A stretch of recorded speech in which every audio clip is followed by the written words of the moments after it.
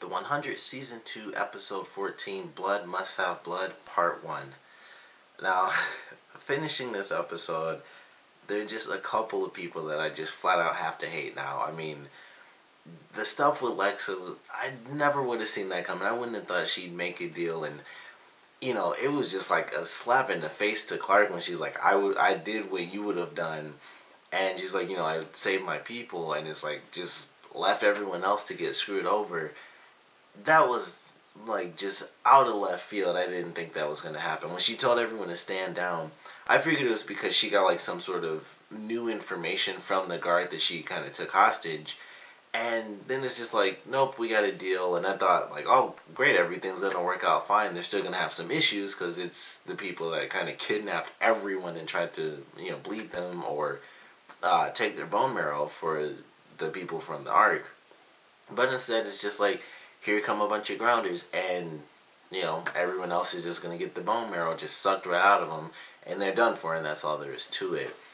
And it was like, I didn't know what to think of that. Like, it was just like, after what happened in the last episode, it's like, how could, like, you have these feelings towards someone, and then it's just like, instead of helping you, I'm just going to totally screw you over in the end, and literally just crush your dreams while you're, like, at the gate. I'm just going to crush your dreams, take that chance away from you, and then I'm just going to leave because me and my people are done here. So, I'm just going to wash my hands of this and take off. And it's like, just out of left field. And then what made it even worse is that was Dante's plan, and it sucked. It was like, man, Dante was like the cool guy. I was like, when they're all coming out, I'm like, Dante is like the best guy ever. And then it's like, nope, we had this deal. It's just our people. And then it was like, and now I gotta hate Dante. Like, I hated his son, Cage, he's a douchebag. That's who he's been. That was fine. That was him and the doctor. She got taken out. He's like the main villain right now. And that was to be expected. And Dante has always been like this awesome character where he was the leader, but some stuff was, bad crap was happening underneath his rule that he didn't really know about. And then as soon as he found out about it, it's like, I'm gonna get you kids out of here. That's what he told Jasper. And, that's when his son really took over. But this was his idea, and it wasn't, like, he could have easily said, like, just let everyone go. But it was his idea to say, let the grounders go because, they're the ones who have, like, the full army. Like, he's a very smart character. And he knew, like, the grounders, if we make this deal, they'll leave. And then who's going to come after us? Like, a couple people that, a couple hundred people that can't really get in and don't really have an army. They might have guns like we do, but it's not nearly the same thing. And it just sucked to see that come out of his character because it was like, you could, like, it's hard to justify anything like that. He could have easily made it where everyone just went free and everything was squashed. But instead, he kind of had that, I don't want to call it greed because it's not really greed when it's something as serious as what it is. It's not like everyone's cured and he just wants to keep the rest of the kids just in case.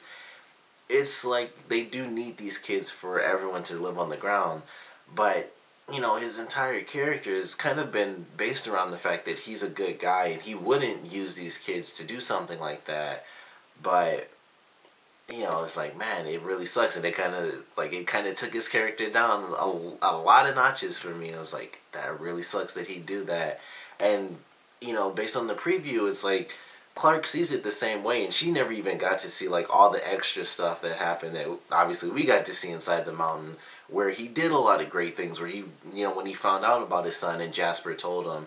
And he even had a one-up on Jasper when he took the sword back from him. He didn't do anything evil. He it was like, we're going to get you all out of here. And unfortunately, that's when things really got terrible when his son decided to, take over. So, I don't know what's going to happen with his character. And I mean, I can't really say, like, I really want him to, like, survive. I don't really want the guy to die because, like, his son, he could go. Like, I wouldn't care about him. But Dante is, like, he's had all these great moments. And then this episode was just, like, I don't know, like, it really puts him, like, right in the middle for me, because, like I said, he could have easily just said the same thing and just added on everyone else, but instead, he decided to kind of in a sense, go along with his son's plan to use the kids to get the bone marrow and stuff. And now they have even more people, and we saw in the preview, they have Clark's mother now, so they have Abby, and they might have some other people as well. They might have Kane. We only really saw Abby in there, but they might have other people as well that are actually important. Well, they might have Kane. He's like the only other person that they could have. But I'm excited for the second half of this season finale, and I was right in my last review. I mentioned that we probably wouldn't get anything about the City of Light until the official season finale, and unfortunately we do still have to wait, so that is going to happen next week. But I'm excited for that, and then obviously that's kind of going to just go along with some of the other crazy stuff, because another really, really big thing that came out of this, and it made it even sadder because it was just a really happy moment, but everything that happened with Octavia was it was really awesome. She led them to the door and stuff, and they were freaking out maybe we aren't going to be able to find it and stuff. And we also got a little glimpse in there with Indra when she ran into that person. I think it may have been her husband in the past or something like that. So we might get a little bit of detail on that. But the stuff with Octavia officially becoming, one of the Grounders, that was a great moment. I was like, that's just really awesome, because she was obviously working towards that. That's why she became Indra's second. And, the past couple episodes, we've seen her have this great transition into really becoming one of the Grounders, and working kind of with them more than with her own people, and it was really fun to watch that. And in this episode, it was it's official, she's one of them, and Indra has accepted her. The other people had accepted her in the past episodes, after they were dealing with the missiles and all that stuff, and it was great. And then Lexa agreeing to this terrible deal, and it's just I gotta hate her now, and then I hated Kane, and then it ruined the stuff with Octavia, where she was just officially inducted as one of the Grounders, and then it's she, it's not like anyone will fault her for this, but of course she's gonna stay with her brother before going back to the commander. She'd do that before Clark, and she actually knew Clark, even if it weren't for all the missile stuff. Even before that, it would have been I don't give a crap what Clark says. My brother is in there, and it made perfect sense. And then it's just she had this great moment, and then Indra's you're no longer my second, and she's cast out again. And she gives I think they gave her the perfect line when the guy's come on, let's go home. She says, I don't have a home. And I thought that was a great, great line for her character to say, because she had been leaving the everyone from Camp Jaha and the 100 and everything. She'd been doing that for a long time, working towards being Indra's second. And then she had just been inducted into that and then cast right out of it. And it's I don't have a home. I don't have people that I can really go back to. She has her brother, and really she has Lincoln, and that's it. She doesn't trust Clark. She, can't trust, or she can't really be with Indra. She, of course, trusted her. She didn't trust Lexa because, same thing with Clark. And, now she's kind of just, on her own. And Lincoln is now a part of, he's been brought back into the fold with the Grounders as well. And that might force him to be cast out, or possibly even attacked, if he decides to, kind of go all nomad and stuff with Octavia. And he'll be out on his own. And kind of like Indra pointed out in this episode, if he goes against his people again, nothing is going to bring him back a second time. So I thought, that was another interesting thing that we got to see. And also something that happened really early on was the stuff with Octavia and Indra talking about how Lex and Clark did know about the missile. And Octavia had a more typical reaction like any of us, I think. It would be I'm pissed. You knew about this, and instead of, helping a bunch of people out, your excuse is really you wanted to help my brother, who easily could have come up with something else. And then Indra's just hey, that's war. Let's go. And then that was it. And I thought it was kind of badass of Indra, honestly. But it was just really cool to see those differences, in opinion. And it was cool that Indra even knew. She just, she's smart enough to recognize, they came out of nowhere 6 hours later perfectly fine. They knew about the missile. And she was just hey, they did what they had to do in order to get us to this point, and now we're gonna win the war, and that's all there is to it. That's what war really is.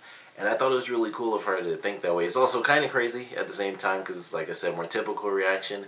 Definitely how Octavia felt with them making a pretty crappy decision, but it was definitely cool to see the parallels, or I shouldn't say parallels, but just see the opposite reactions from these two characters who are now unfortunately separated from after being so close for so many episodes, and all the training and, you know, bonding that they actually went through, as much bonding as, you know, you could have with Indra.